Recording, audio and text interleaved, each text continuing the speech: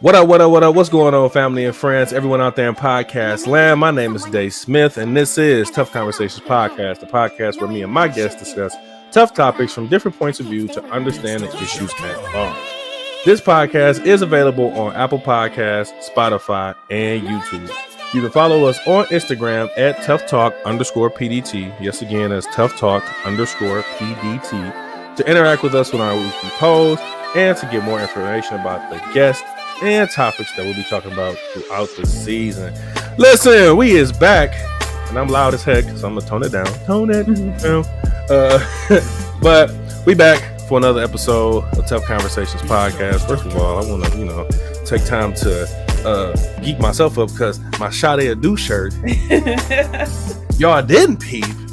This is the first time I get to wear this joint in a long time, so I'm kind of geeked about that. But and talking about special guest, I have a special guest, as y'all can see. I'm going to have her introduce her credentials and all those things, but I want everybody to take some time and give it up for Miss Courtney Talley. Courtney, what's going on? Hey everybody, I am Courtney. I am a limited licensed master's level social worker, and I currently work as a behavioral health therapist full time. Yeah.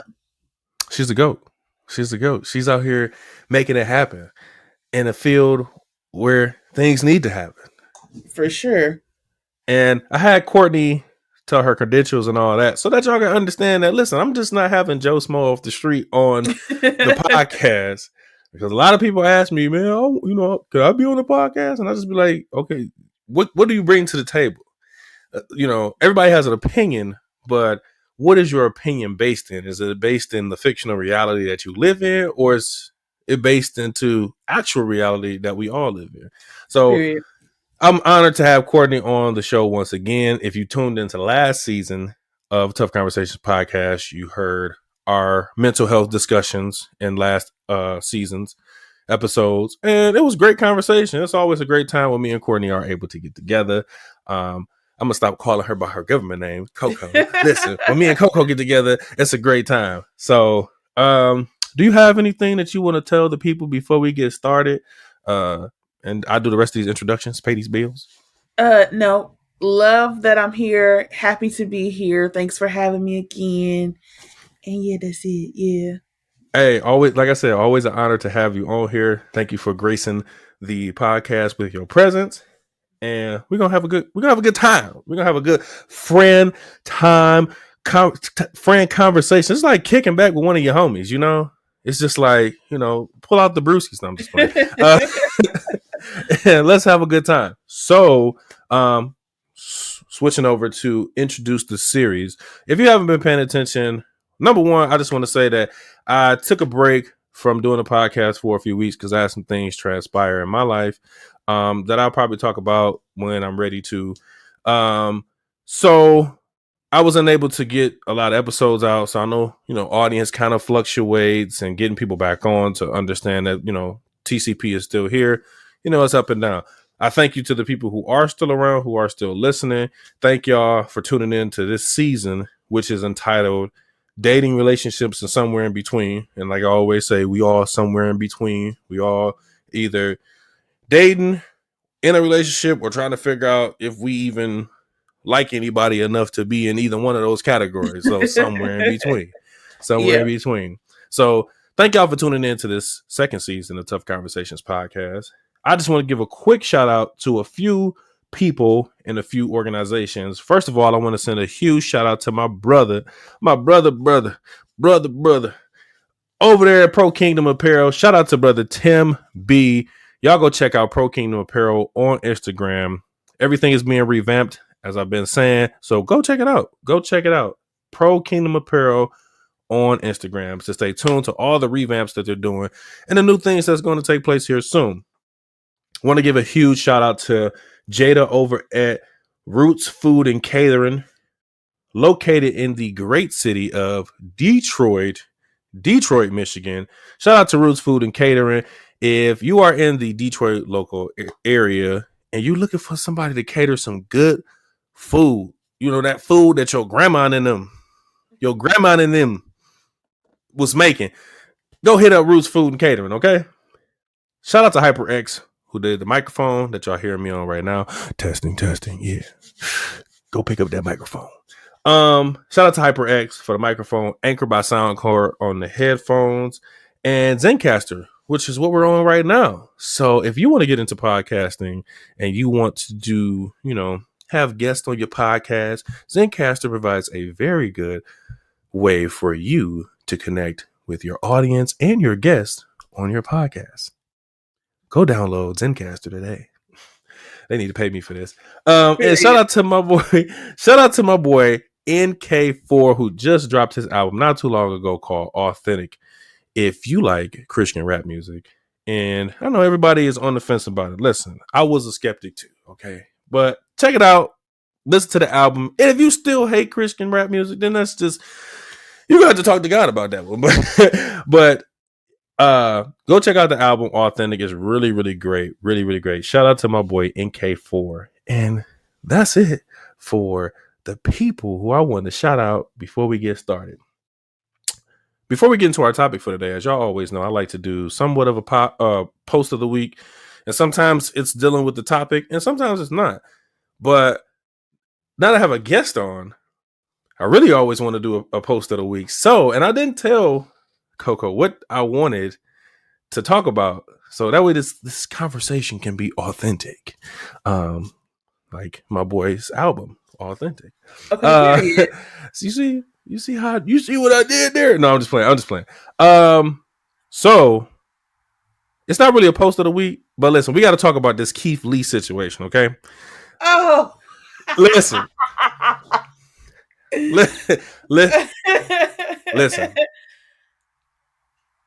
I listen to Tough Conversations podcast, and I'm gonna rate it through 1 to 10. Listen, we have to talk about this Keith Lee situation. So, first of all, are you sped up on like everything that's going on? Oh, absolutely. I love Keith Lee, and I'm a staunch Atlanta like entertainment scene hater. So yeah. Okay, so explain. I don't really go to Atlanta at all. However, I was recently there, maybe like last year. Yeah, I was there last year for my cousin's baby shower. Shouts out to her and the baby. Oh, shout out to that. I love them. But I was there, and Atlanta is such a weird place. Like it's truly not a weird place. It's like it's not real. And all of like the weird rules, all of the bad customer service, everything about it is just like and it very much feeds into like that concept of like black bourgeois people, the whole Jack and Jill type of thing. And I won't undervalue Atlanta for it being like the mecca of black excellence and, black people with a lot of mobility, but at the same time, I just think that they could do a lot better, and people just choose not to because they're still going to get your money anyway. But I don't necessarily think that it's like specific to Atlanta. I just think that it thrives a lot more because of the culture of the city in general. Yep. Because you can get the same experience from some places here in the city in Detroit. You can get that same experience from restaurants in Houston, because I was just there too. Like the turkey leg hut. Like it's more so like a specific person that decides to open a restaurant who has never worked in a restaurant before, but wants to use the restaurant to elevate themselves and like garner a certain lifestyle, but then have no interest in doing the actual work and putting the actual systems in place to make it profitable or to make it a good experience for the actual consumer. And because black people tend not to be as critical of black businesses, because we know people tend to be more disadvantaged, they get away with a lot of stuff. Yes. But not for me. But for most people. Yeah. No, that's a good point. And I'm glad you explained it in that much detail, because a lot of people don't understand that. And they feel like when you talk about black businesses, right, that you always supposed to have this bias objective to be like, no, that's not true. That doesn't happen. No, let's be for real. Like, and I said that this week, and a lot of people whoever is hating on what Keith Lee said about, the Atlanta restaurant. What was it? Milk and Honey, and then the other one was He Old went Lady to Old Gang. Lady Gang. Yeah. And so, like, number one, if as an artist or as a celebrity, when you come out with a restaurant, like everybody's going to have an expectation that this thing is legit, this thing is top notch, this thing is like just the greatest thing ever, because you're a celebrity. And so there's an expectation that, like, if you have an expectation in the public eye, whatever is attached to you has to have an expectation behind it too. My thing is that people were bashing him for his critique about a specific city's, cuisine or whatever. But honestly, I've been hearing that for the longest, that, Atlanta is overhyped in some ways. And there's a lot of places that are very overhyped when it comes to either scenery, cuisine, whatever the case may be. But you can't fault this man for number one, being real about it, because he could have been fake about it. It's a lot of content creators. And I've already spoke about how I feel about content creators having that like tag of just digital content influencer, all that stuff. It's a lot of them that go out here and they fake the funk to get paid. You got somebody who don't care about that and will rather give you authentic review over, faking the funk. And the other thing I wanted to say about that situation is that what I said this week concerning that on Facebook is that you have to understand business to really want to be a part of business. It's not easy. It's not like you wake up one day and everything just falls into place. With that being said, we need to stop telling our friends and family members that they are, you should be an entrepreneur. You should start this business. Let's stop doing that. I'm so sick of that, because not everybody, your kinfolk in them. I'm gonna break it. I'm gonna keep it 100 today. Hold on. Your kinfolk in them. Your auntie who ain't got the patience to deal with you. So now she about to deal with people that's coming to her restaurant, with all of their personalities. Your cousin don't have no cleanliness skills. So you want them to open a restaurant to do what? You want them to open this establishment to do what?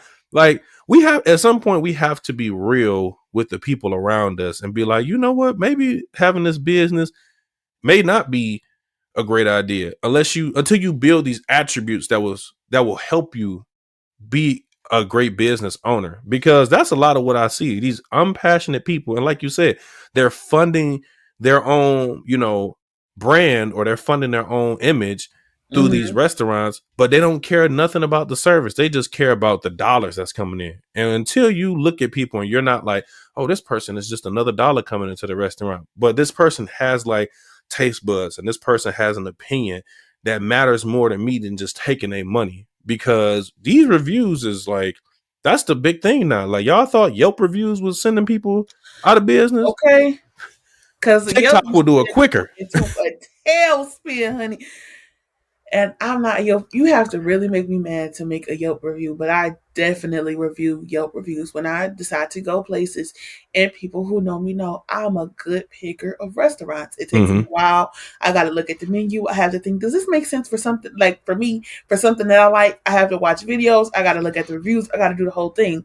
Yep. But honestly, I think the issue with the issue with the Atlanta scene and the Real Milk and Honey's like response to like his initial video really highlights an issue that I think people are seeing across like the service industry in general, even with like hairstylists, lash techs, from Red Lobster to Prime and Proper, which is like a fine dining restaurant here in Detroit.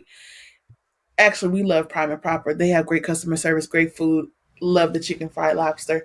Anyway, but like just across the service industries in general, is people are not taking the time needed to actually invest in whatever type of business that they're doing, because social media and just the way things are now, you have so much access to just like open up shop and start your business. Yep. And because you can do that, you don't really have to put a lot of work in to basically prove that you deserve to be there, or to prove that you deserve people's business. And so Yep. people see so much turnover, businesses don't work, and then they're leaving frustrated because they get, oh, nobody wants to support me. Nobody got no money. The economy is broken. No, babes, you need to be giving better service. Yep. And I know because my job, even though I'm a therapist, my job is very much so service based.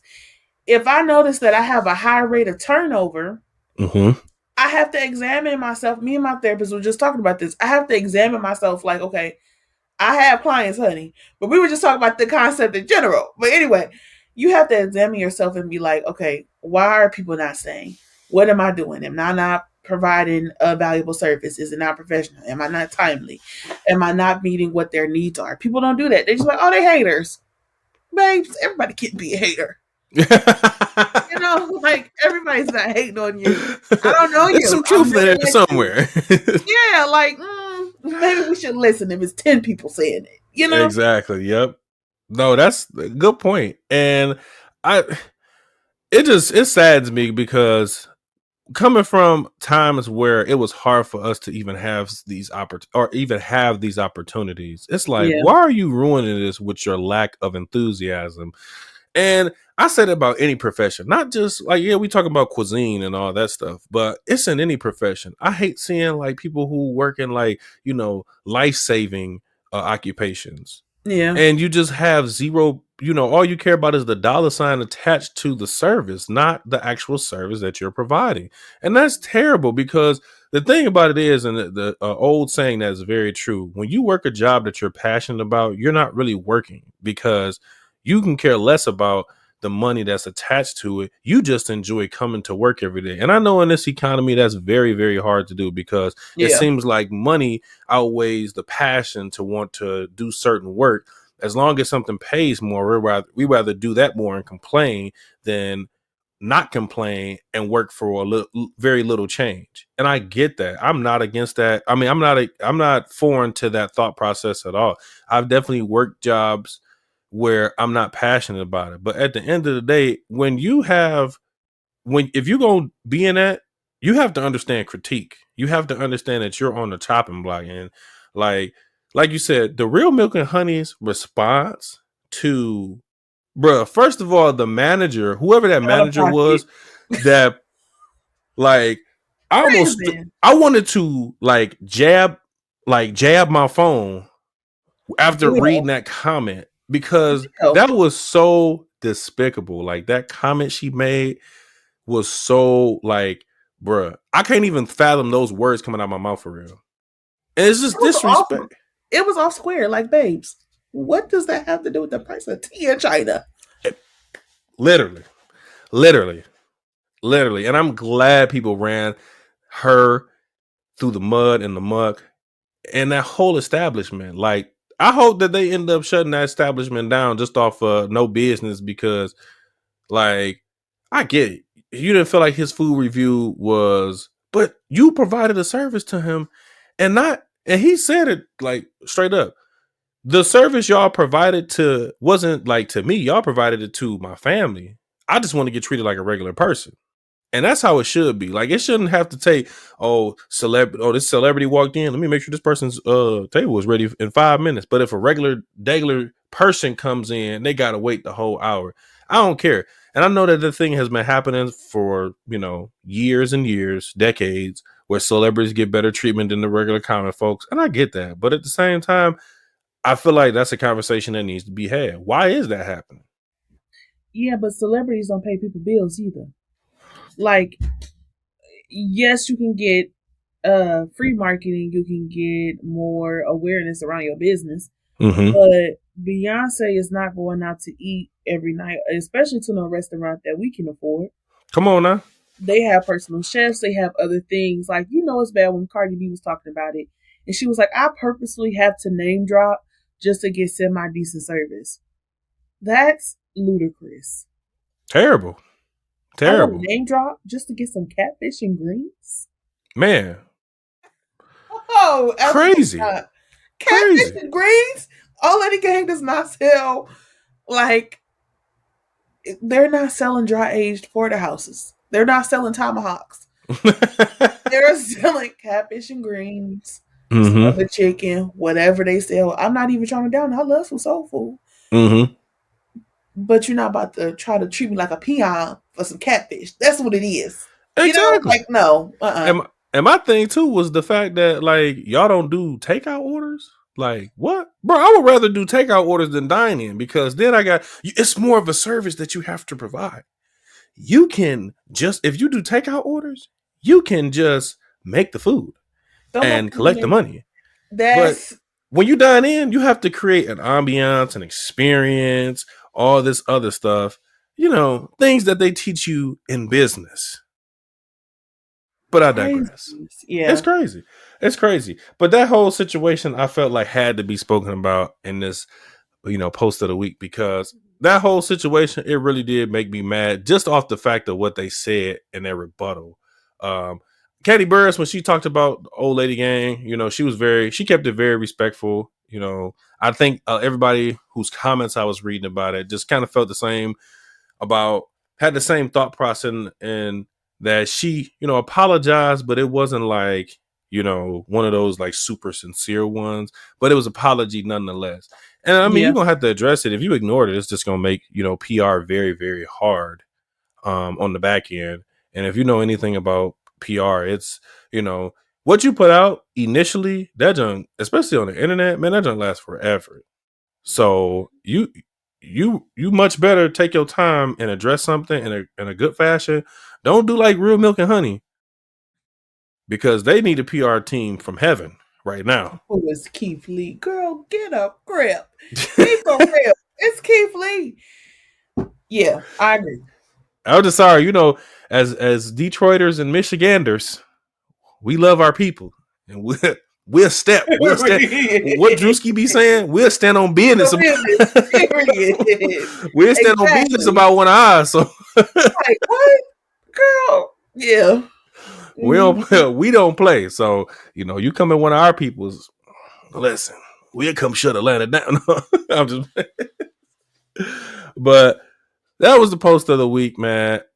If y'all haven't heard about the whole Keith Lee situation, now you've heard about it, and hopefully going forward, more restaurants adhere and understand that, like Courtney said, the average everyday people are who pay your bills. It's not these celebrities who come in maybe once in a blue moon because they in there for a concert or Mhm. business meeting or what have you.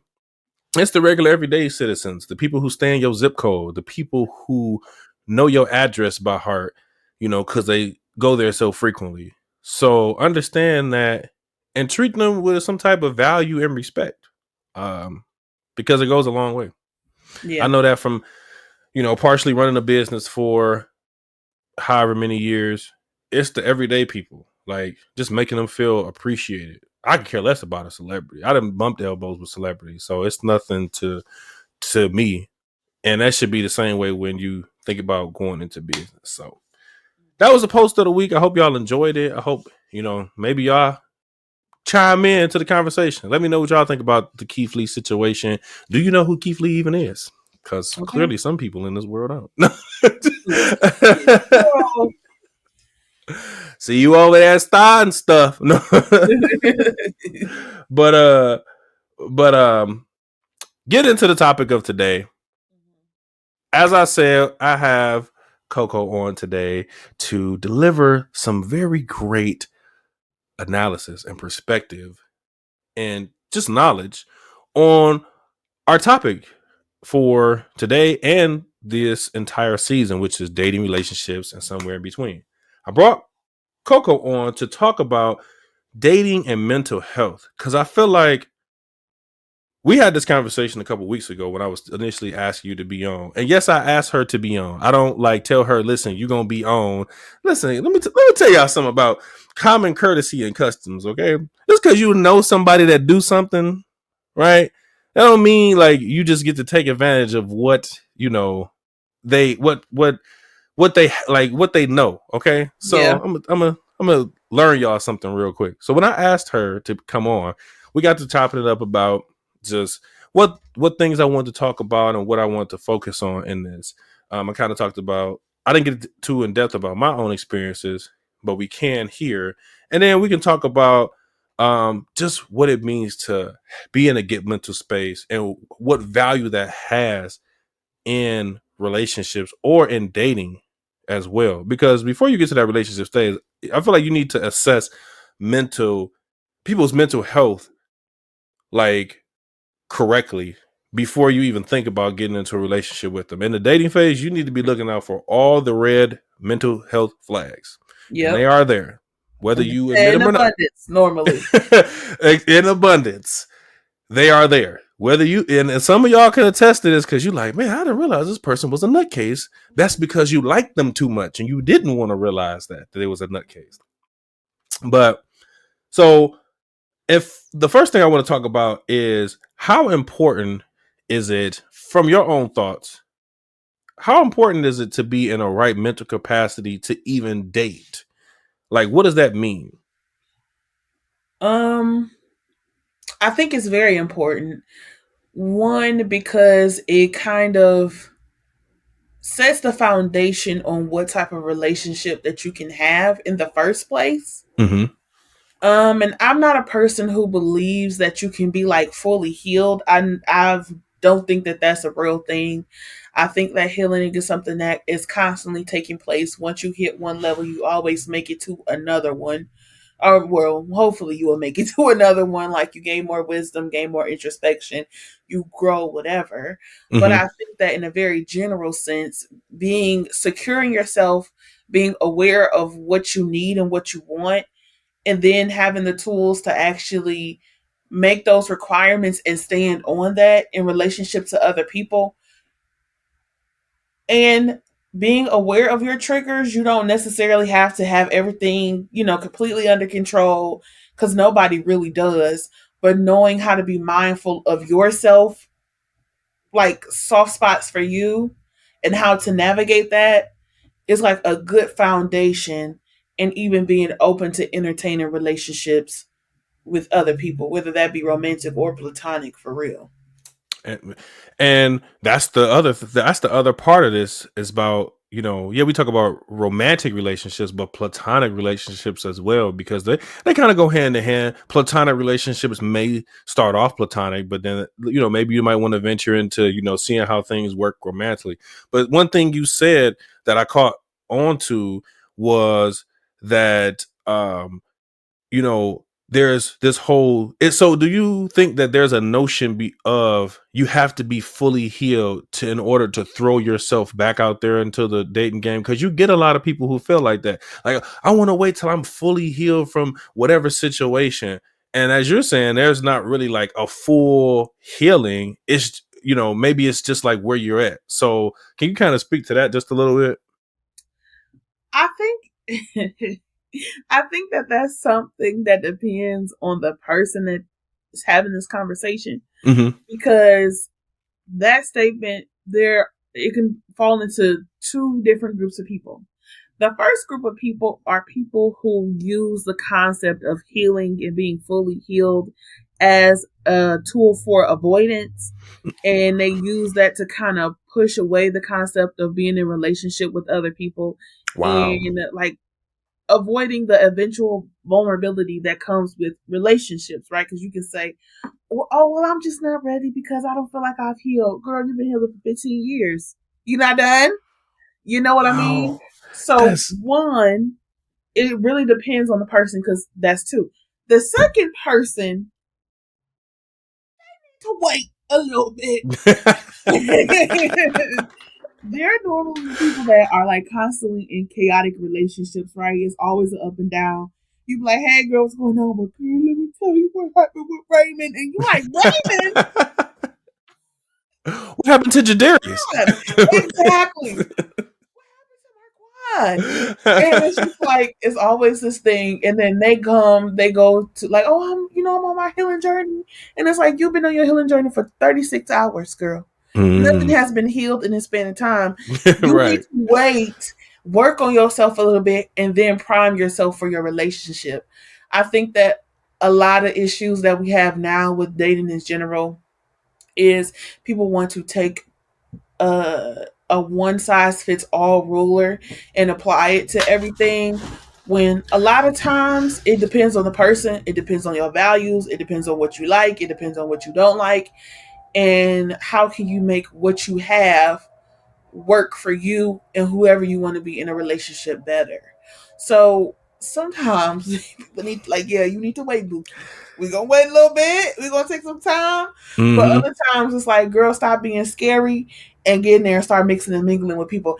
And I want everybody to know my life is a mess too. And I'm the first person. Like, I love being like, oh, I'm so vulnerable. No, I'm not. It's like, ew, why do you want to get to know me? You know what I'm saying? Like, Some damn. realness for you right there. Yeah, so I'm like, I'm not even saying it as a person who knows, because they get everybody, oh, you a therapist? You don't know, girl, my life is a mess constantly.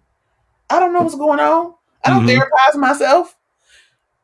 I'm just another human person, just in whatever this thing called life is. So yeah, sometimes we can use that as an avoidance thing, and other times it's just like I don't want to deal with what really real work looks like. Because Mm-hmm. I say it all the time, real healing is violent, like it's horrible, it's tumultuous, it takes you up and down, it's hard, it's hard. So yeah, it depends. That's so deep.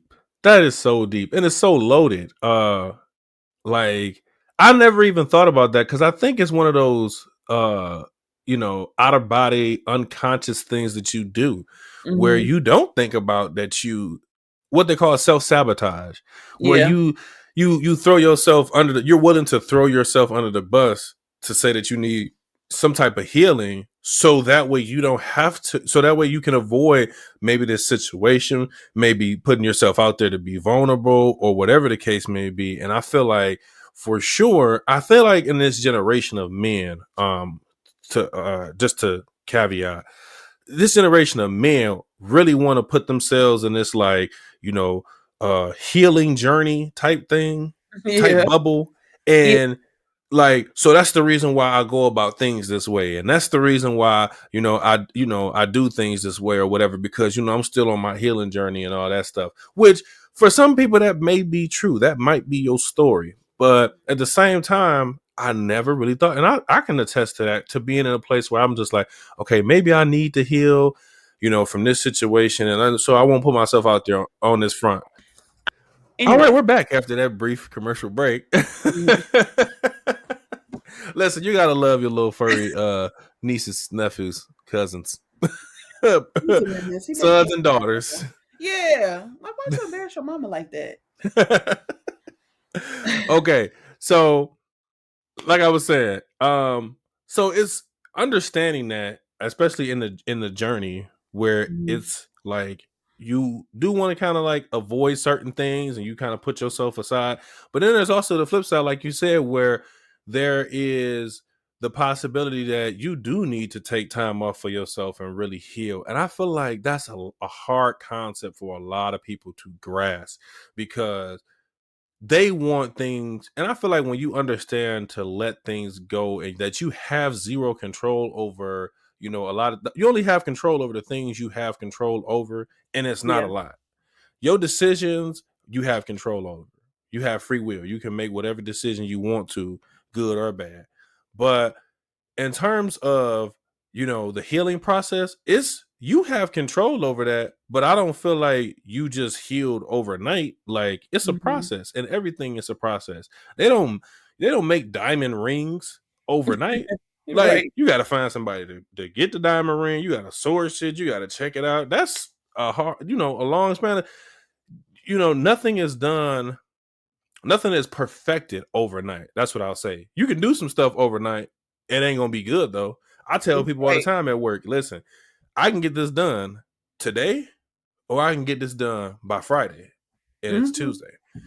You're not gonna like Tuesday's work, but I promise you're gonna love Friday's work way more better than you like Tuesday's work. And that's how we have to go into the dating scene. That's how we got to go in terms of mental capacity and understanding. I'm so glad you brought that up, because I feel like a lot of people miss that thought. Why do people take so long off to, you know, before they start dating again? And sometimes the short people, where I've seen posts on Facebook talking about, how people, once they out of a relationship, they back in one like 2 weeks later, whatever. One, that's them folks' business. I'll just let them be in their business. But we all understand the symptoms like that go along with that. We understand that, okay, this person is just fainting for something. Maybe it's attention. Maybe, Yep. they don't want to be alone. Like I said like Aaliyah said, sometimes you just don't want to be alone. Like, how do you even vet somebody appropriately to know if you want to be in a relationship with them in 2 weeks? Babes, I need to make sure you're not a killer. Okay? An actual murderer. I can't find that out in 2 weeks. Listen, let me tell you something. This is just a little tidbit into what I do in this life. I handle people's background checks from time to time. It take longer than a week for us to figure out if you did something. Okay, so how much more do you think you need to vet somebody to make sure that they, apples is at the right orchard? Like, I don't know Little, how like, to put, how I wanted to put that, but you get what I'm saying. I do. Yeah, like 2 weeks. Oh, yeah. And now I'm talking to this person. Girl, I'm tired. You not tired? I'm tired of hearing it. Yeah. For real. Like, taking the time to heal, to, wherever your situation leads you is really, really important. And I'm glad you spoke to that. When we talk about mental capacity and, ever fulfilling that maybe timeline that we set in ourselves, do you think sometimes the timeline people set for themselves to be healed is unrealistic? Yeah. And so go ahead and speak to that real quick. Okay. There's definitely a point in time where if you're not noticing any results, it's like, okay, what's going on? Mm-hmm. But I think that expecting, okay, once I make it to this point, I'll feel like this is a way to set yourself up, because a lot of times healing is like all over the place. So it's not like once I get to a certain point, I'm gonna feel like this, because once I get to a certain point, I can feel like this, but then something happens that make me feel like I did when that happened. Right. And so, I mean, if you're going to therapy, like for instance, and you've been going for 3 years and you Mm-hmm. still doing the same exact thing, you either have to examine the clinician or examine yourself and say, am I actually doing the work that's necessary for me to notice the transformation? So that's when Yep. it's like, okay, clearly something ain't working. I don't know what it is, but like we need to examine that. Mm-hmm. But I notice a lot of times people come in and they say, I just want to feel better. Okay, there are things that we can do to alleviate the what is it, like the immediate symptoms, the acute symptoms that somebody is experiencing. But if you've had anxiety for 35 years, you're not going to fix that in 5 months. If you've had 10 years worth of like chaotic, toxic relationship history, you're not going Mm-hmm. to be able to go to treatment or start healing for 3 months and then expect your next relationship to look completely different. Now, there are some things that we only learn from being in relationship with other people, Right. but like, girl, let's take a break. Let's relax. Yeah. Yeah. No, for real.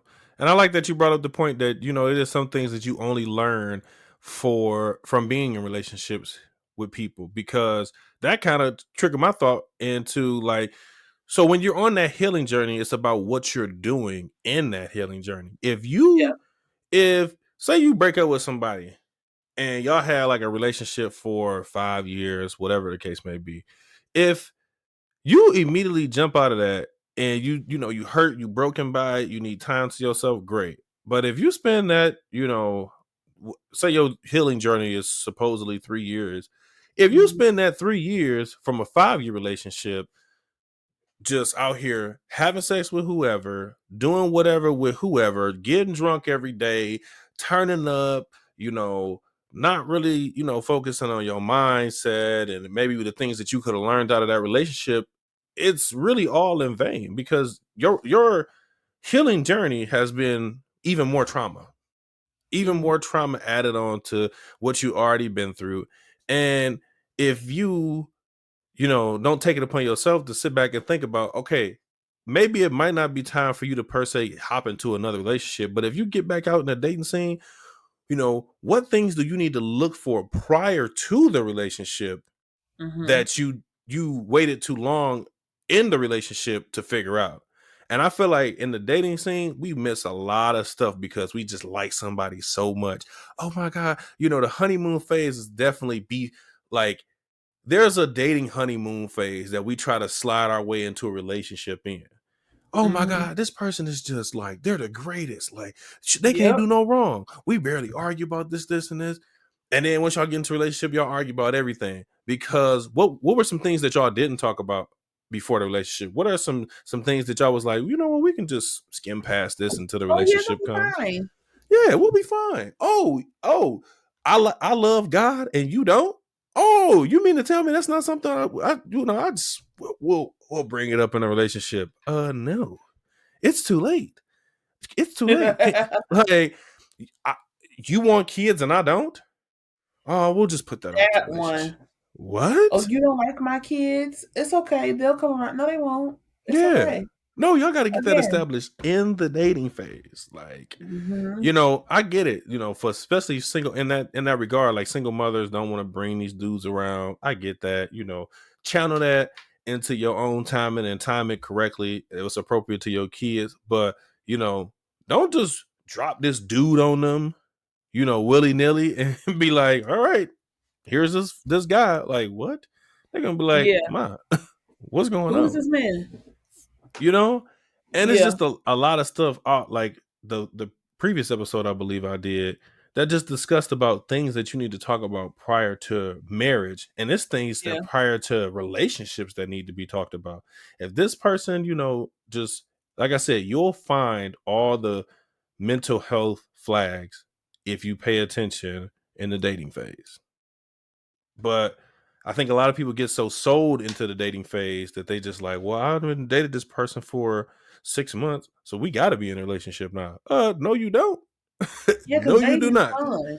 Like liking people is fun. Objectively, I love to like somebody. Like, ooh, I like them. I love liking people.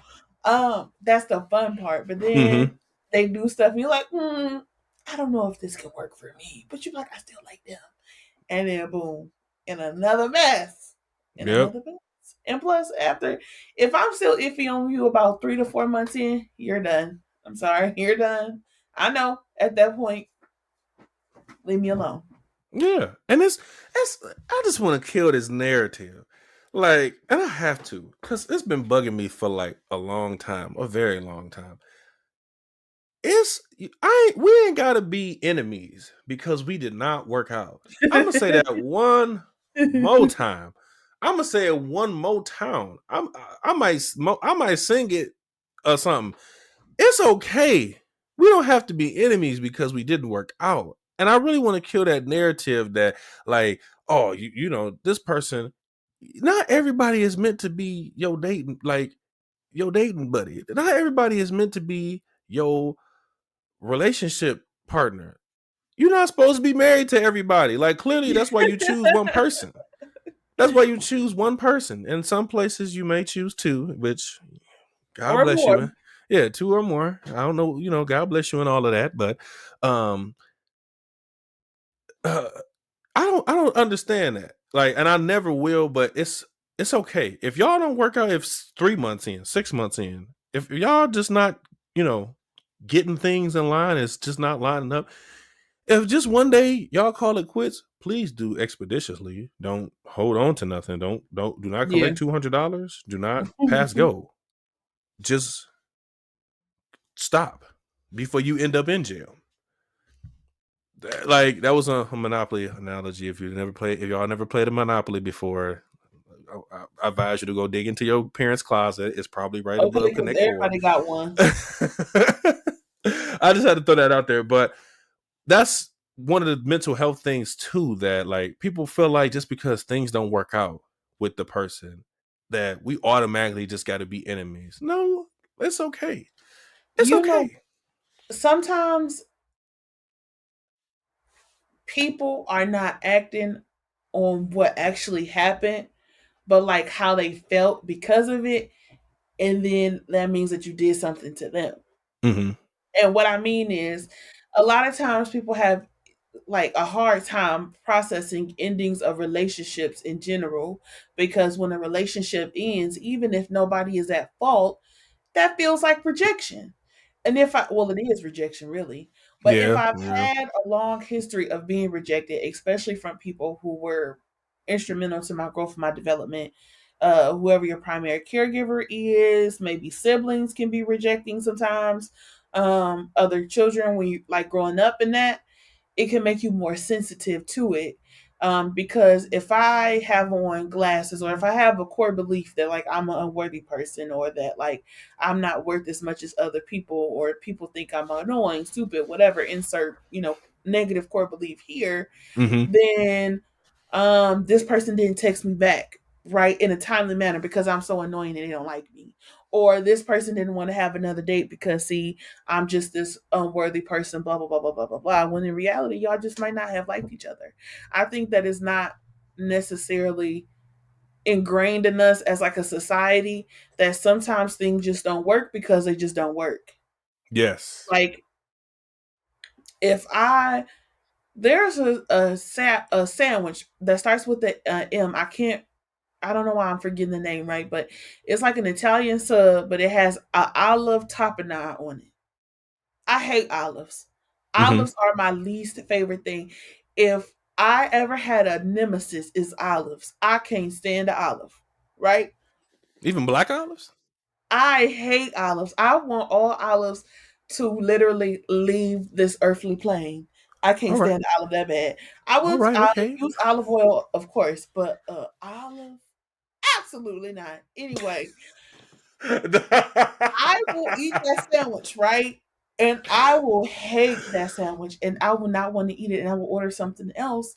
Not because that sandwich within itself is so nasty, it's the worst thing ever. It's just not my preference. Mm-hmm. One of my friends, she loves olives, and she already knows who she is. She loves olives. She gonna eat that sandwich now. It's gonna be the best sandwich she ever had in her life. But I that's must just agree. the difference between, that's just the difference between preferences. Mm-hmm. And it's like, why are we trying to listen? You tell me you don't like me once. Oh, okay, period. Yeah. 100%. Like, and like you said, some people do have a hard time facing that rejection, and Yeah, we've all been there before. Maybe maybe you've always been at the top, and so you feel like rejection is just like, it's never going to come your way, and then you finally get rejected and you can't deal with it, or you just always been rejected and it just never felt good because how it came off, and yeah, so even this hurts, and I get that too. So it takes some intellect on the other person's end to utilize their own discernment and judgment on how things went. And maybe that's why you have a talk with somebody. I just don't feel like we're aligning ourselves in this place. Communication, if I can't speak to nothing in this podcast, it's I know I can speak to communication because I've suffered from having a lack thereof, and I know what it feels like to have too much, yeah. and I know what it feels like to be somewhere in the middle. So I don't consider myself a communication expert, but I know how to get my point across. Ooh, that was slick. Um, but in communication, you understand how important it is to like have those hard talks, because sometimes they can be hard talks because you just don't know how somebody's going to, take a certain situation. Like, if you're not the type of person that you hurt people's feelings and you just okay with just, saying whatever, then having that conversation, like we're talking about, it's gonna suck. It's definitely Hmm. gonna suck. But if you can tolerate having those conversations, then you can sit that person down and be like, you know what, we're not aligning on this level. I think you're here and I'm here, and Yeah. so forth. And so I feel like we just need to go our separate ways. I don't hate you. I hope you don't hate me. Let's not hate one another, because that's it doesn't provide any product other than us hating one another and telling bad stories about one another to whoever gonna listen. Mhm. But really, y'all ain't got no hate towards each other. Y'all shouldn't have no hate towards each other. It's just, what, this didn't work out. Right. So, but that leads me on to my next point, which, so say you are feeling somebody, right? Yeah. But you are like still kind of on whatever healing journey that you're on, or you're trying to get into dating, right? Yeah. Boundaries.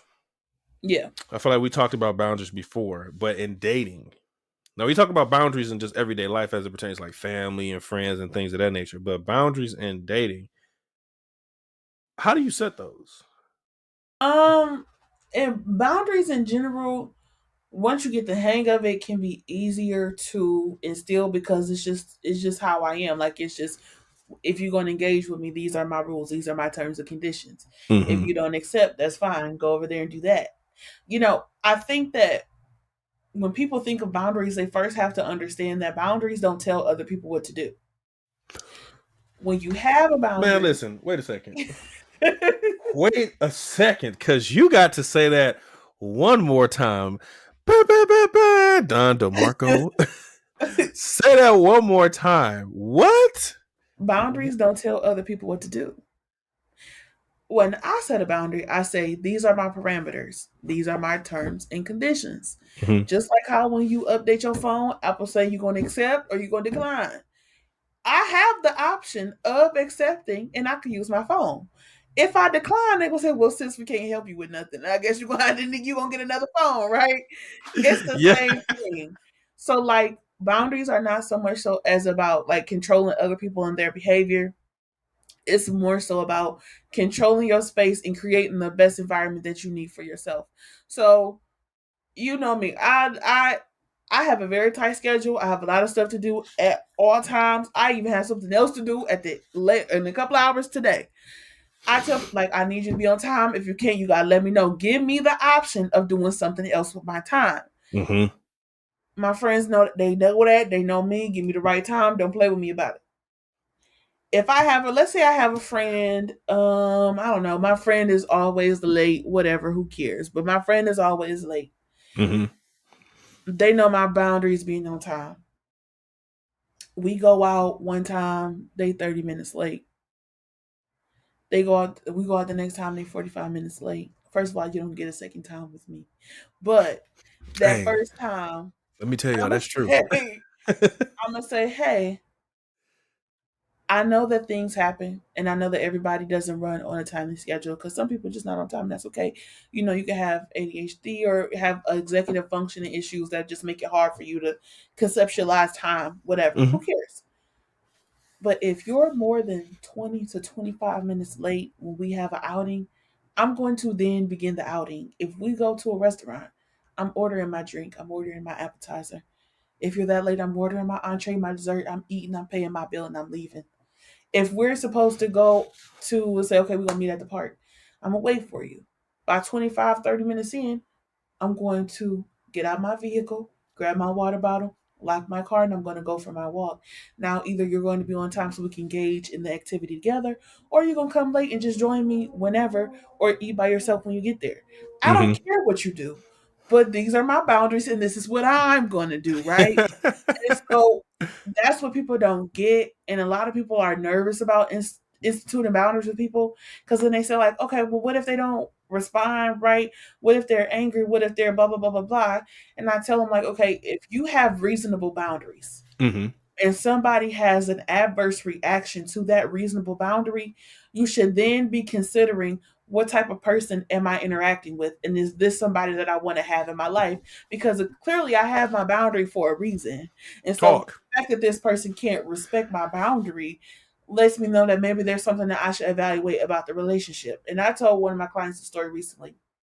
When I was younger and I was in culinary school, I had a friend, and I remember this friend telling me, like, hey, Courtney, my family, just as a caveat, my family can be very harsh. They're very honest, very upfront. They can be very jokey, and sometimes it can be very mean spirited. And when I was at that age, I wasn't able to acknowledge that because if I acknowledged that, then I would have to acknowledge how it was hurtful to me a lot of Mm-hmm. times, and I just wasn't there. And Mm-hmm. so they were telling me, like, some of the stuff you do is really hurtful to me, and it makes me feel this and that. Because I had no point of reference, no understanding, like I just was a jerk, really. I didn't get it, and I was like, "Oh, well, you just being sensitive. It's not that bad. I'm just telling jokes, blah blah blah blah blah blah blah." When in reality, this person was telling me a boundary that they had and how my behavior was making them feel, but I was too self-involved to really care or to meet their needs in that moment because that was a reasonable boundary to have. Now, if I had that same conversation with that friend, my response would be different because Mm-hmm. now I understand how your home environment and just different experiences can affect how you interpret or receive information. Yep. So at that time, if that person decided to never talk to me again, they were well within their bounds because I wouldn't have just automatically been a better friend if they just stuck with me because they enjoy my company. And a Mm-hmm. lot of times we don't honor our boundaries, honor what our parameters are, because we just assume like over time people will get it. Yeah, they're gonna get it, but why should I have to wait and basically punish myself to do it? So, in the conversation of boundaries, remember it's about what you're going to do. We're not controlling other people. Other people are going to do what they want to do because we all have free will and autonomy to do so. And in terms of like mental capacity, you just have to think like, is this reasonable? And as long as it's reasonable, if this person doesn't want to abide by it, should I continue to entertain it? Because a lot of times too, we can punish people for not being who we want them to be, when in reality that's not fair to them either. I tell people, okay, they don't want to do it. And what we gonna do after that? Like She that's dropping gems, y'all. Listen, school is in session. I hope y'all got y'all notebooks out. Y'all just need to be taking notes. I hope you took some notes. Yeah, I'm yelling in the mic. I hope y'all taking notes. No ethics. it's true. And on the flip side of that, we can't punish for people for not being who we need them to be. But if somebody is telling you what they want and you know you can't be that, then you also have to make the decision to take a step back and go somewhere else. It's like that age old situation of somebody being finding somebody that they like. They like, oh, I like them. Period. They get into a relationship or situationship or whatever with that person. Mm-hmm. That person tells them at this point in time, I'm not entertaining a serious relationship. I don't want to be with nobody. And they say, okay, yeah, baby, that's no problem. Whatever. We just gonna keep it casual, whatever, that's a joke. They get into the situation with the person. They know that they really like this person and they think, oh, if we do this, they'll like me, or if I can show them this, or if I can be this, then eventually they'll come around. No, they won't, because they told you that they didn't want to be that. They knew who you were when they had that conversation. But that other person who is getting the benefits from being in a relationship with this person, knowing that they want more, both of us are equally as culpable in the situation. You should have walked away when you knew they couldn't meet what you wanted or they didn't have any interest. And they should have walked away when they knew that they had no interest or desire to giving you what you Give need. you what? Talk. You tell me you don't like me or like, oh, now I want a relationship. You would have thought I had Hilly's on. Baby, you ain't gonna see me again. Okay? Not the And don't Heelys, call though. me. And don't call me. Oh, I like you so much. I know it's easy liking me. I make myself very likable. Bye. That, oh my God. Listen, the gems is being dropped. My mind is like blown right now, y'all. I don't even know which point to hit on. Every point spot on, bro. What's more? Goodness gracious. I knew this was a good question. I knew this was a good question. Listen. I gotta backtrack a little bit. Let's just go back real quick. I gotta backtrack. She said boundaries don't tell other people what to do. Let me talk about that real quick. And I'm gonna just keep it real simple. That is so important to understand because boundaries don't tell other people what to do. It tells other people what you're not going to allow to be done. And Mm-hmm. so if you set up boundaries, like a fence, when you set up a fence in your backyard around your house, you're telling the outside world, listen, I don't want you walking on my grass. I don't Mm-hmm. want you walking across my lawn. I don't want none of that. So when you think, and I've talked about this in boundaries on the episode of TCP, that's what you, when you think of boundaries, that's what you think of. You think of a fence. Now, that ain't telling people to not hop over that fence and try to break into your house, but it's a deterrent to tell the, whoever, the outside world, that listen, I don't want you to just freely walk over here, Yeah. but if you walk over here by other means, I got something for that. And you Yeah. can, in the words of my cousin, I'm gonna get my superhero tool and we gonna make something shake. We gonna make something shake. Yeah. Use Do your it at the imagination. amusement park. Period. If I go to see the point and they tell me you can't wear no scantily clad clothing, you can't cuss, you can't bring outside food. And then I buy my ticket, and as soon as I get to the park, I'm scantily clothed, I'm bringing outside food, and I'm cussing.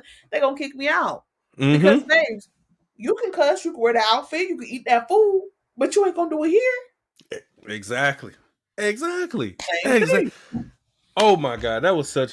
Oh, I'd never like. You know how you can think of something and you don't know how to put it in words, but you Yes. have it. That point that you made initially, literally, was like one of those aha moments. Like that's it. That's what I have been trying to put into words for so long, and it's so simplistic. It's so simplistic, but you try to like overly, college everything, and make it sound smart. That was so brilliant. Absolutely brilliant. That's why I have her on the show, y'all. Brilliant. But it's so true. Like when you try to understand boundaries and when you try to understand how you feed into those, you have to understand also that, this person's not telling you, you know, what you can do with your own life. But it's a testament that, listen, you cannot just come over. This is what I'm not allowing. Okay. So, if my boundary is I don't want to go on no dates past 8 o'clock, because we all know what's open at 8 o'clock. Yeah. That's my boundary. Now, if that's not something that you feel you can do, then you just won't mess with that person. And Yeah. the other thing I want to say about that too is that um you can't feel bad, like you said, about setting boundaries, because you don't know how much your boundaries going to save you. It Period. was some demons, and everybody want to talk about they a demon. They got demons. They fighting demons. It's some demons that was meant to destroy your life. It's Sunday. I'm about to get real preachy, so y'all forgive me, but actually don't forgive me. I'm about to just keep it real. It's some demons that was out there trying to ruin your life. And by you setting boundaries, not only setting them but upholding them, they had to take a U-turn. They had to bag back. They had to take about face Or and at go the least other work way. harder. Yeah. At least work harder. But you don't know how much those boundaries are going to save you. But you have to get in the right mental capacity to understand that. Dang, Cordy, you listen. That girl was speaking. I'm Listen, Molly. that phenomenal, flawless.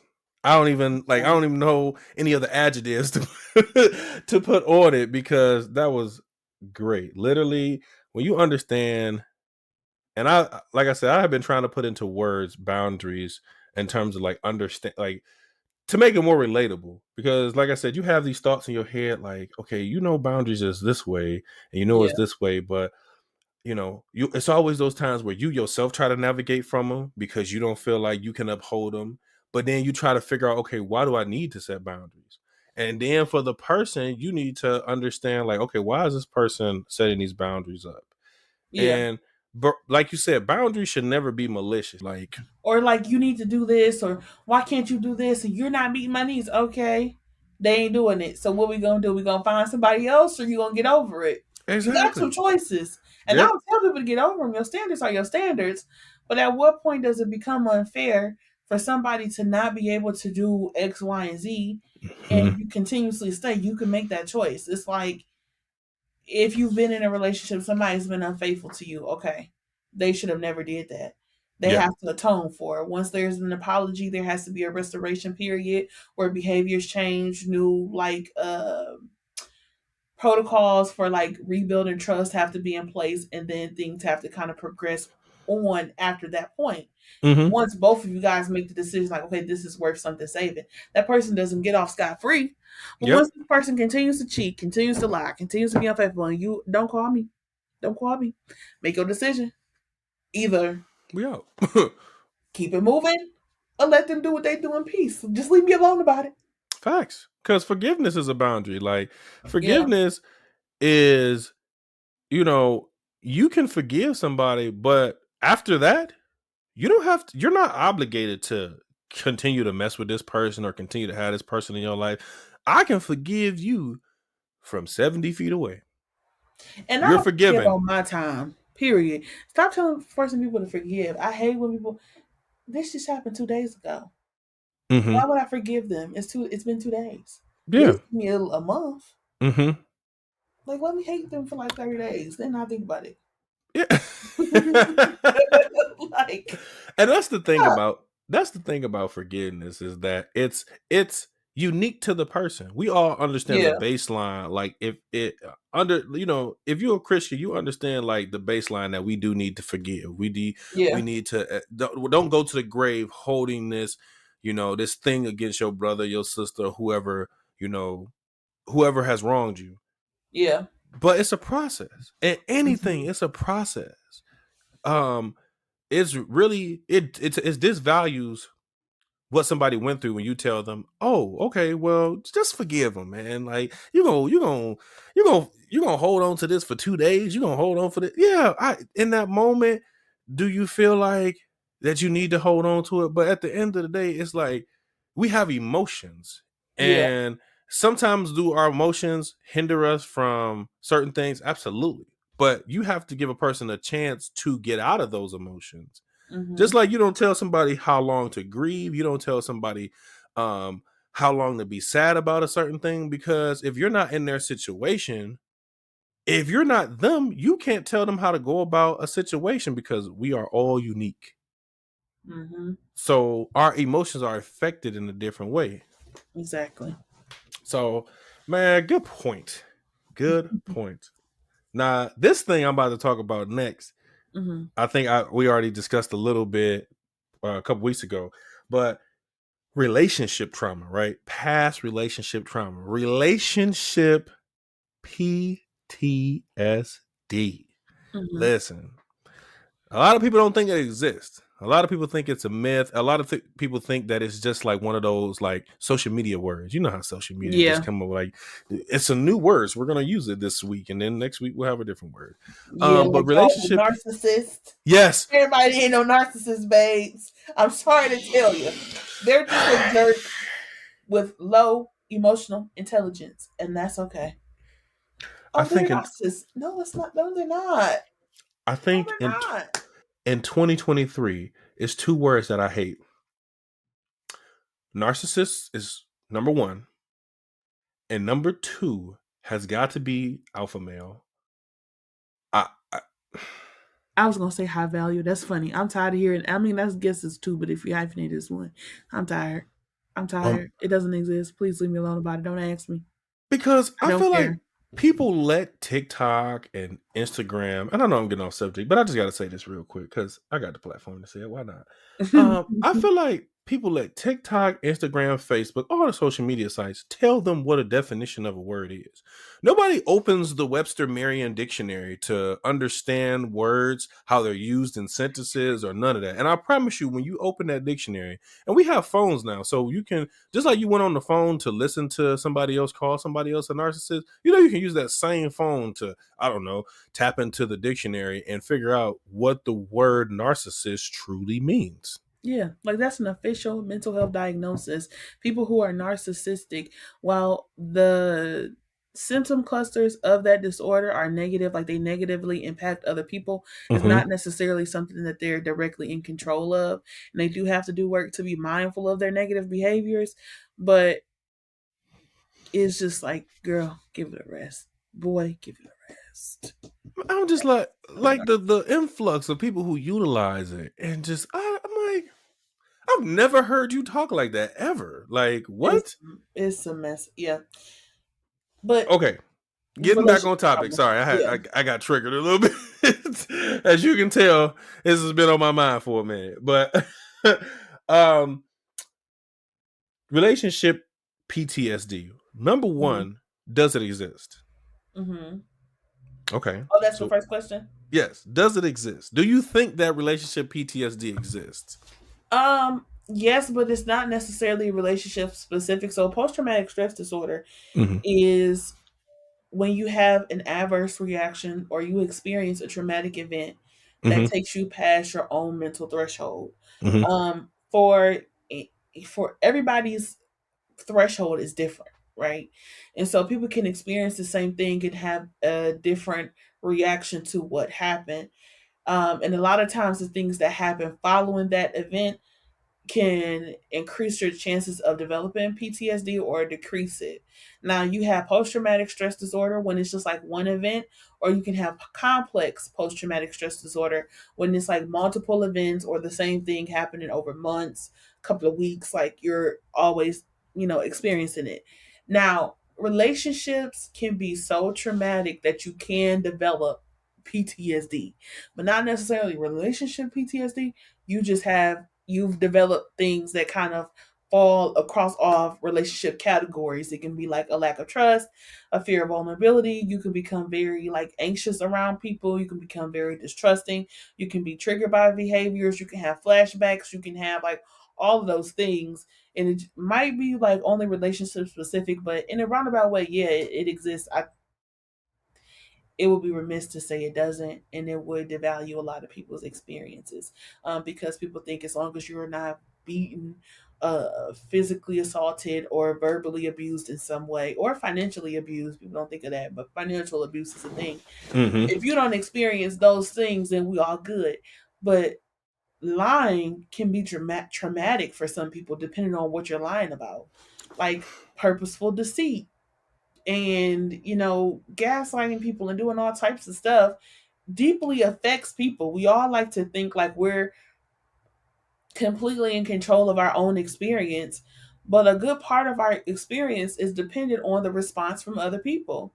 It's just like we're like, oh, if you love yourself more, girl, ain't no amount of love in the world Mm-hmm. that I can give myself that's gonna counteract 100 people, 10 people. Hell, I mean, heck, 5 people in my family telling me that I'm ugly, I'm this, I'm that, I'm that, especially if they're like crucial people.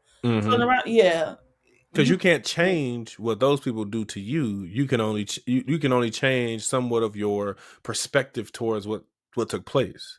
yeah, or more boundaries in place about how you engage with certain people. But yes, you Exactly. can develop post traumatic stress disorder from certain relationships. Certain relationships are they Traumatizing. will, yeah, yeah. So to Very answer that much so. question, yes, yeah, So, and I asked that question because, like we was talking about a few weeks ago, I was like, I feel like I have somewhat of that.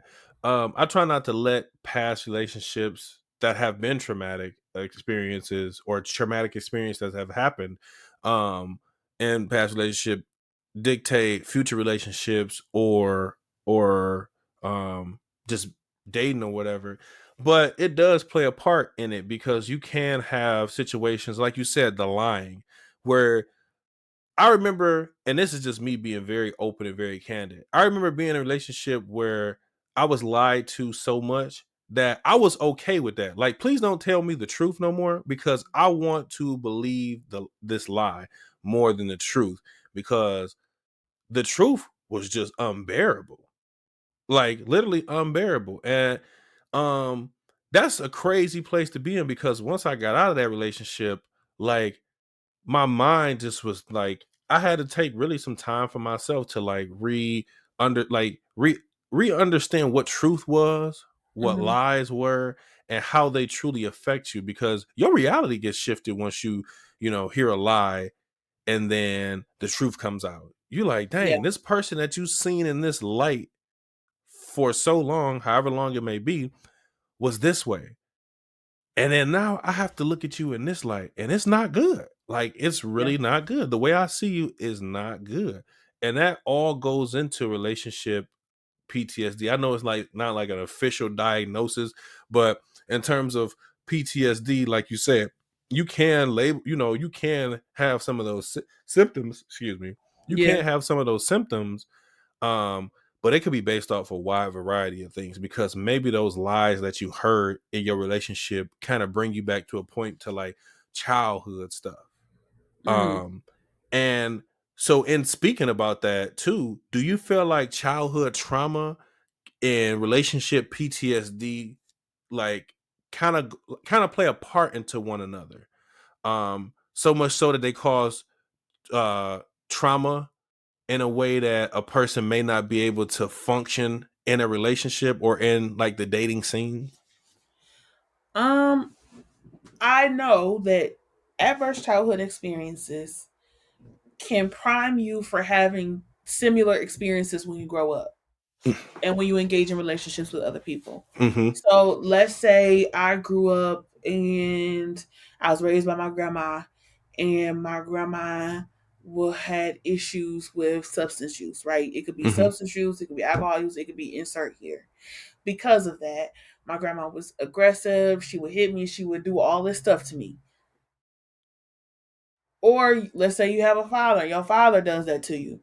When I get into relationships and I have a partner who's yelling at me, my alarm is not going to immediately ring off because that's normal. That's something I'm accustomed to, right? Yes. When we have Wow. something, let's say like, okay, we late to go to the movies or something, right? Mm-hmm. And I'm just taking a little bit of extra time to get out the door, and they like snatch me and like put my coat like here, like force me to put my coat on, like we got to go out the door. That's a red flag, but it's not registering on the scale for me because Mm-hmm. that's something I've experienced before.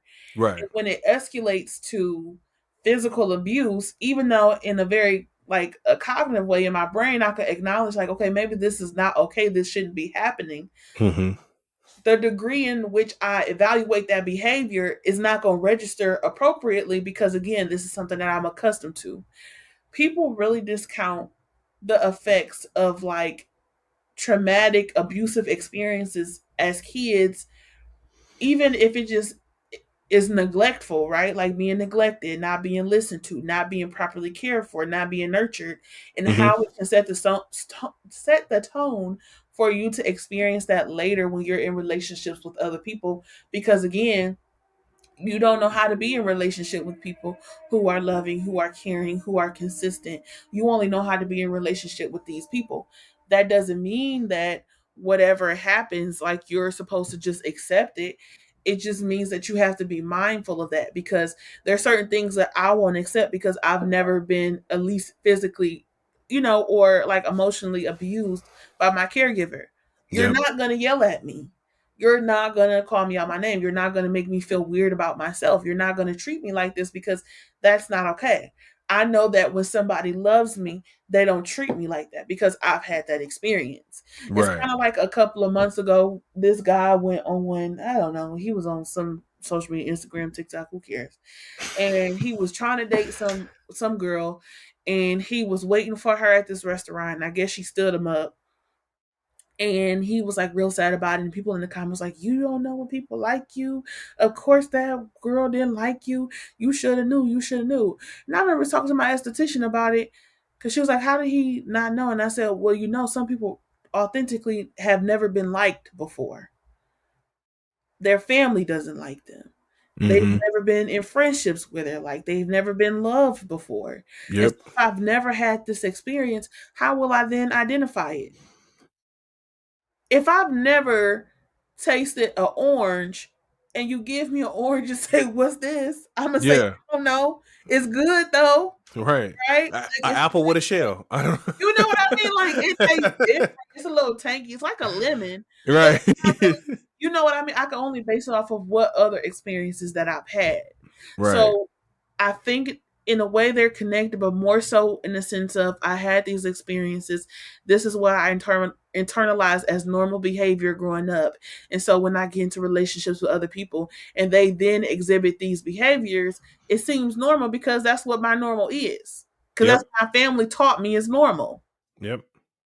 And that's why I feel like relationship PTSD opens up the door to what I call in the dating phase asking those prerequisite questions. I can talk Yeah. today, I promise you. Those prerequisite questions. And it's not like prerequisite questions to like you gonna just like quickly be done with a person off of these Yeah. questions, but it's questions to where you can understand their feelings and what care and concern you need to put into them. Case Yeah. in point, when you're talking to somebody, understanding what they've been through in past relationships and understanding their family dynamic, understanding how their family may have treated them, how they feel, if they even recognize how their family has treated them or is treating them currently, are very important things to talk about. Because I think I talked about in a few episodes about understanding your family, the family dynamic in dating Yeah. or relationships. And that's so important because if this person cannot register like how their family is treating them, is potentially why in y'all dating situation or in y'all relationship, this is how they're acting, then y'all never gonna get far.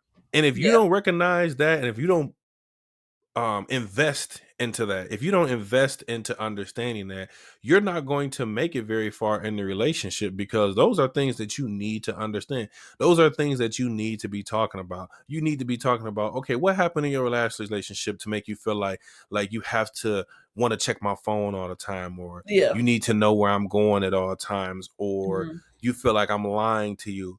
And then if those things are things that, like you said, when we set boundaries, if those things are deal breakers for you because they trigger something in you, maybe that you feel like you're not compatible with somebody who's like that, then that's why you ask those questions, and that's why you get invested into those things, so that you understand that, because you might cause your own relationship PTSD dealing with somebody who is suffering from a form of PTSD that is either from their childhood or relationship. And that's why I brought up that question, because Mm-hmm. I feel like sometimes they go hand to hand. When you talk about relationships, sometimes the way people are in a relationship stems from the things that they went through in their childhood.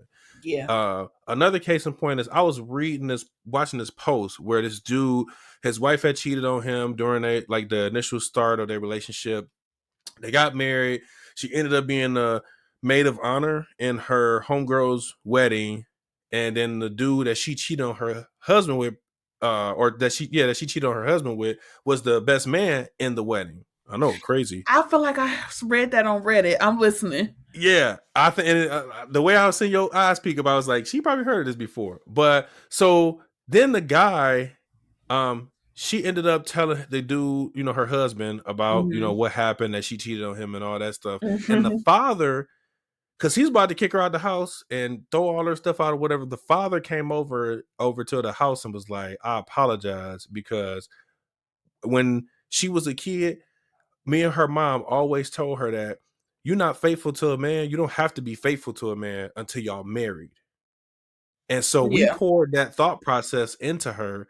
And so that's what I mean. If you've grown up, and just like you're saying, if you've grown up under a situation that's like this, and that's all you know, how do you know what the like that may be all you know, and it may not be right, because not everything that people teach you in your lifetime as a kid is always the right things. It's just what they feel like their way of right is. There's a right, and then there's a right that we feel is right. Hallelujah. And then you got to ask them, okay, babe, how's that working for you then? Mm-hmm. When you have to really reconstruct the way that you think about relationships, how to interact with people, or just about your life in general, you have to ask yourself, were the people who taught me these things living lives that I want to live now? And if the answer is no, let's keep it moving and let's go on to the next thing. Because a lot of times we're getting people advice from people who should not be qualified to make a bowl of cereal. You shouldn't be like, at certain people, everybody has their own area of expertise, right? Mm-hmm. Some friends, I'm not going to ask you about no relationships, Bookie. I ain't going to ask you. I don't want to hear it, right? But when it comes That to might not be business, the one. when it comes to business, I'm going to call you up. Mm-hmm. Some people, I ain't gonna ask you about no business. I ain't gonna ask you about no business. But when Mm-hmm. it comes to being nurturing, being loving, and being in a relationship with people, I'm gonna call you and I'm gonna ask you. Mm-hmm. Like, again, in this area of their life, do I look up to them or do I want something similar? If the answer is no, baby, you gotta keep on moving to the next person. And thinking about how do you know? Because I know some people gonna be like, okay, well, how do I know if I have things that I've learned that are not healthy for me? I give people this example. I tell my clients, there is this Burberry purse that I really want. It is so much money, too much money. It's a ridiculous amount of money. But it's a black velvet purse with Burberry and rhinestone, like Swarovski crystal. The logo of the Burberry is in, and it's the perfect Christmas bag. It's perfect for the holidays. It's it's Are you amazing. plotting for a Christmas gift right? No, I'm just playing. If anybody gonna buy it, you got me. It's just beautiful. It's gorgeous. It's everything. It's fantastic. It's amazing. And it came out on the winter of 2021. I don't even know if they sell it anymore, but I think about that bag often. Anyway, that bag is worth a lot of money. If I ever got my hands on it, I wouldn't be taking it with me when I go to the laundry, man, because that bag is too valuable for me. Mm-hmm. I wouldn't be taking it if we're going cross country skiing and I'm gonna be wearing it while I'm on the skis. I wouldn't take it to a rodeo show where there's gonna be mud and there's gonna be people stomping around and it's gonna get dirty. I'm not gonna take it to a bonfire because the bonfire is gonna steep into my purse and my purse is gonna smell like a fire pit. Why? Because I value that item enough to treat it properly. You're the Right. same. Certain things people are not gonna do because they value you. There are certain things my friends are not going to do to me because they value me as a friend. Mm-hmm. There are certain things I'm not going to do to them. There's certain things I'm not going to say because I value them. And so you have to think, like, if this person is treating me like this, do they really value me? Because there's some stuff I'm not going to do. Listen, and that's the $1 million question. I think overall, out of everything we talked about, that's the overall question you have to ask yourself when it comes to mental health, when it comes to mental health and dating.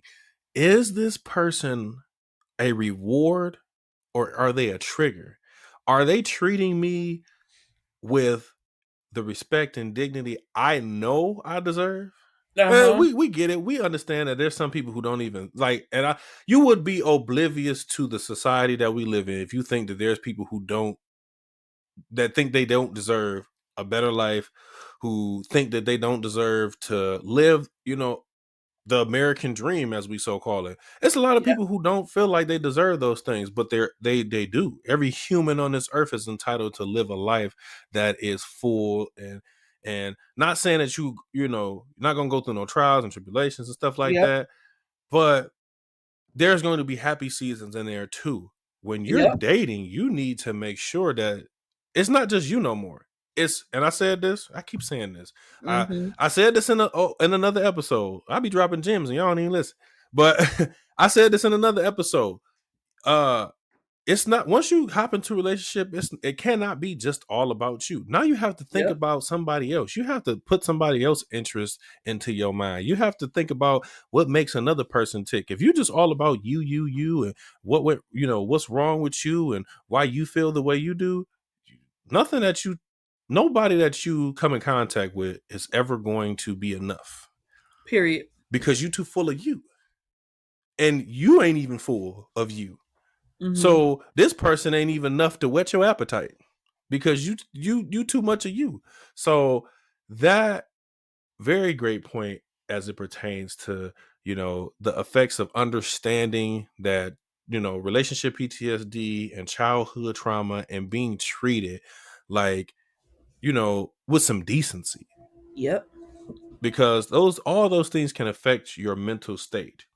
Um, as we draw down here on TCP, my last question is there anything that you can think of that might hinder the progression from just the mental health standpoint? Because I don't think I touched on everything mentally, but do you think that there's anything from a mental health standpoint that may hinder somebody in the dating world or in the relationship phase? I mean, oh Jesus, it could be a lot. Again, it's really dependent on a person because it's not really one size fits all. But I think a lot of things that can be hindrances are things that are rooted in fear. Like, I'm scared of what's gonna happen. I'm scared if I'm vulnerable, then this is gonna happen. I'm scared if I trust this person, then this is gonna happen. Or if I'm scared if I give this to this person, that this is gonna happen. You can't you can't control people. You can't stop them from doing anything. You can't stop adverse experiences from happening. It's kind of like that conversation of when people be like, "Oh, well, if you would have asked them this person, or you would have did this person, and you wouldn't have got cheated on, they would have been tough." No, a person is being purposely deceptive.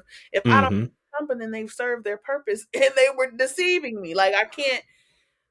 And I think fear is the one thing that stops people from a lot, because you have to, at some point, be confident that no matter what happens, I'm going to be okay. Mm-hmm. And again, I'm a person scared of vulnerability, so I know. Period.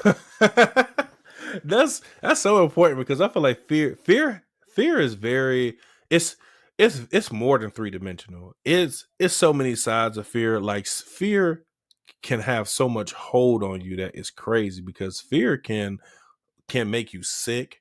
Fear Mm-hmm. can keep you from a lot of good things in your life. Yeah. Fear can just put you in a chokehold.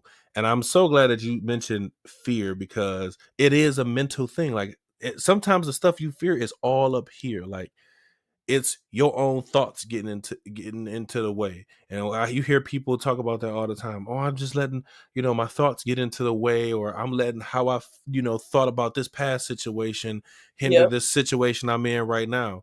And so now you about to miss out on a good genuine person. Why? Because you still thinking about Daryl when you messing with Damon.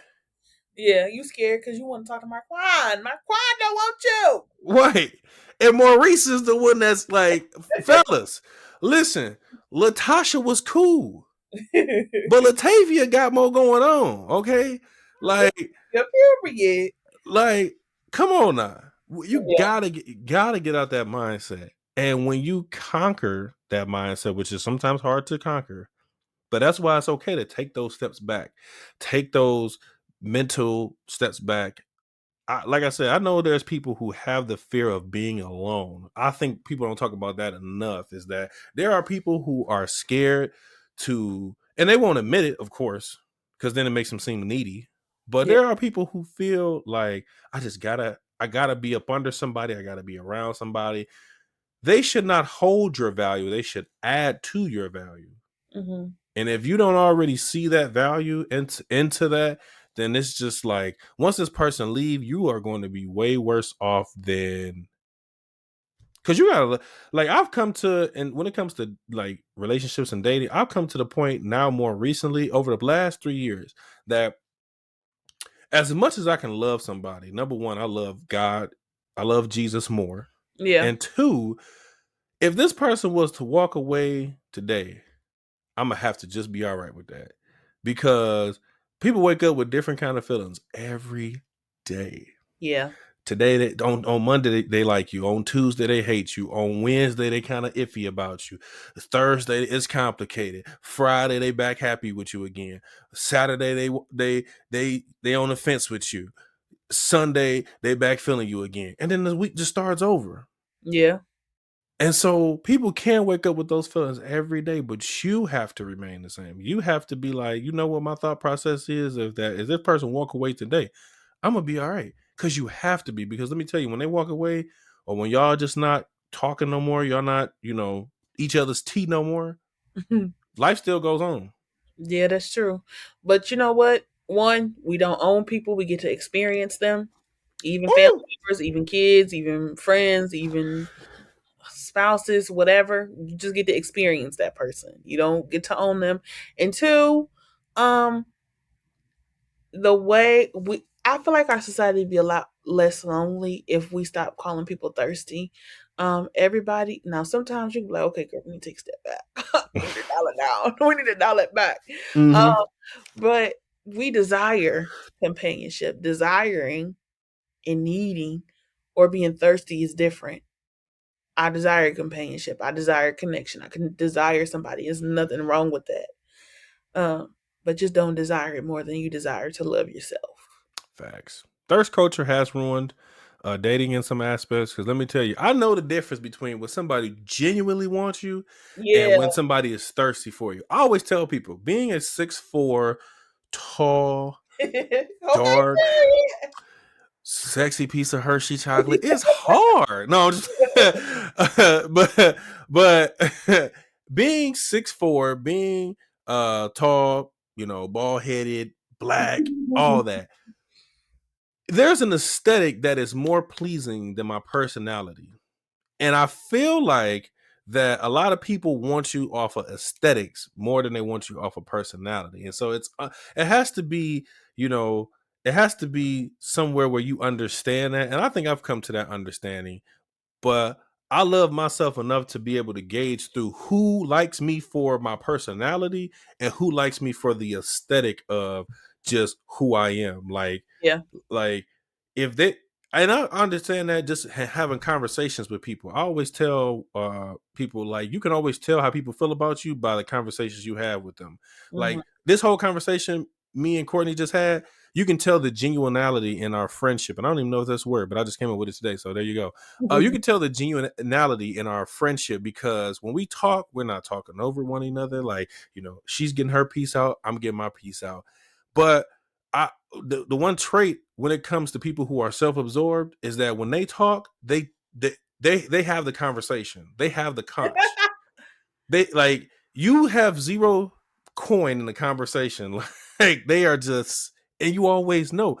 And it behooves you to understand that concept, especially when it comes to dating. Because there's some folks out there that'll date you purely off aesthetics.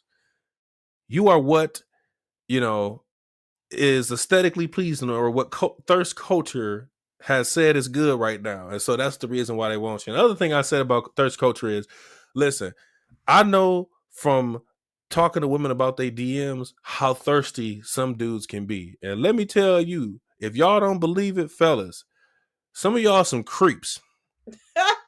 And I don't please don't get that confused with crepes because that's something different. That's a delicious French cuisine.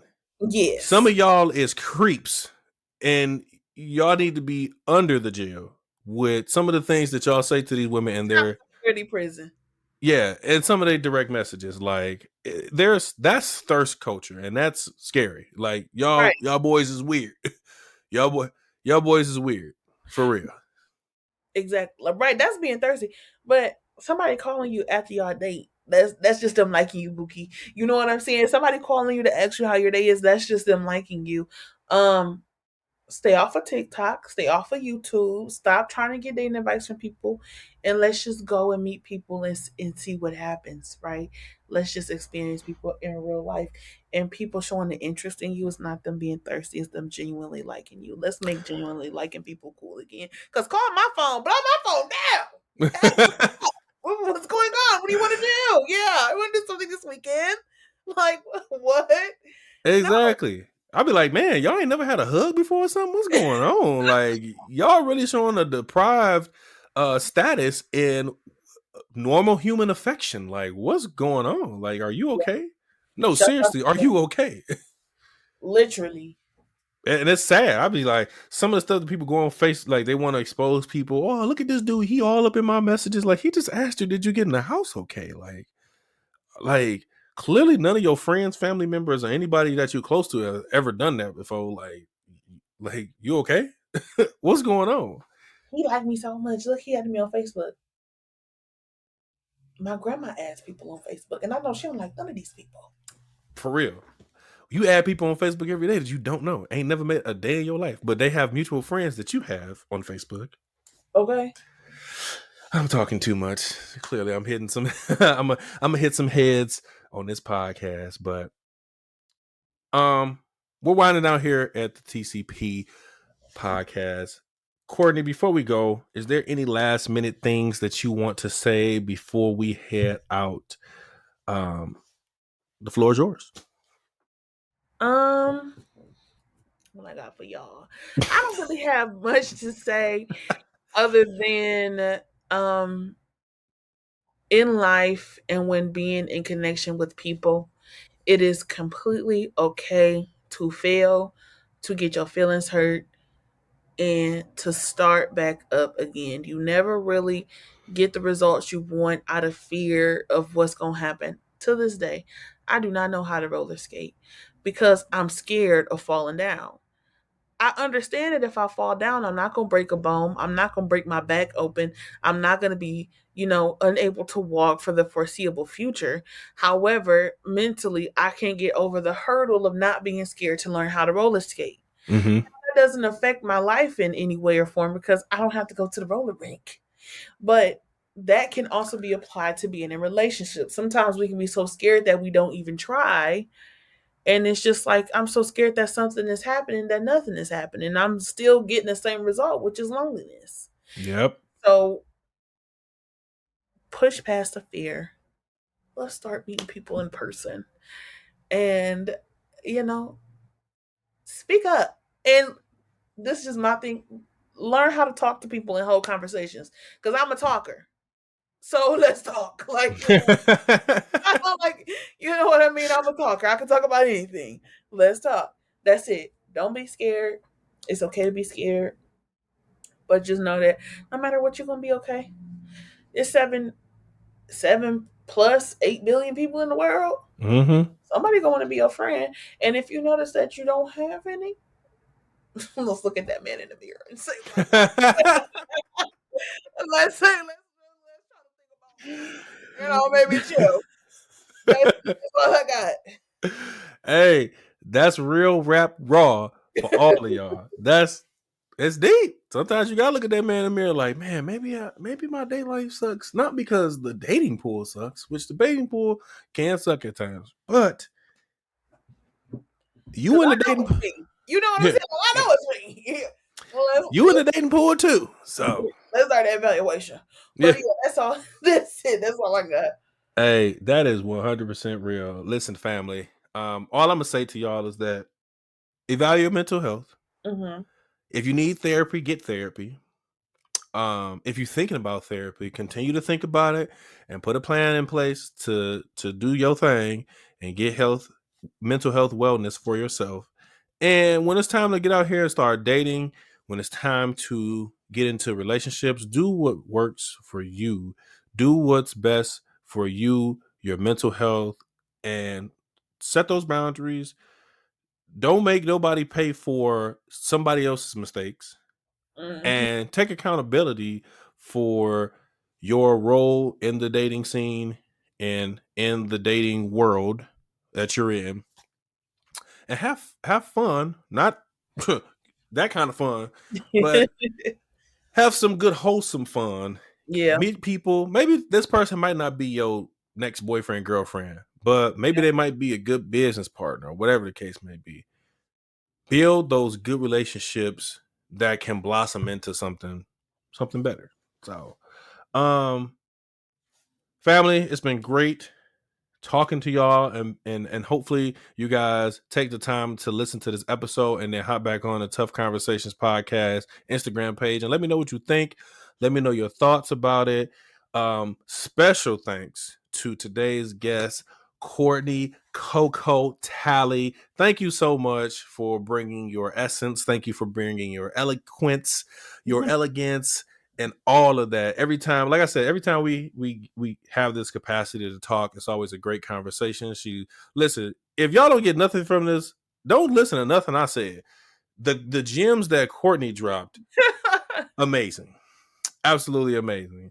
Thank you to my beloved best friend for being on the show. When we start up the next season, I will probably have you on again, more than likely. You already know how it is. Mm-hmm. Don't forget, y'all, to follow the Tough Conversations Instagram page. Go follow my regular page, Day_Smith with 2 F's. Day, DAY_SMIFF Smith. I post a lot of content about my hobbies and things of that nature on there, so y'all can check that out. I post Tough Conversations stuff on there and all of that. This podcast might get revamped in the new year. Who knows? I'm still praying about it. Hoping for the Lord to, lead me in the right direction as he always does. But until next time, I just want to tell y'all to make sure y'all have those discussions about mental health. And make sure y'all having those discussions about love, life, being happy, and being there for one another. It has been fun. It has been real. As I always say, we is out of here. Thank y'all.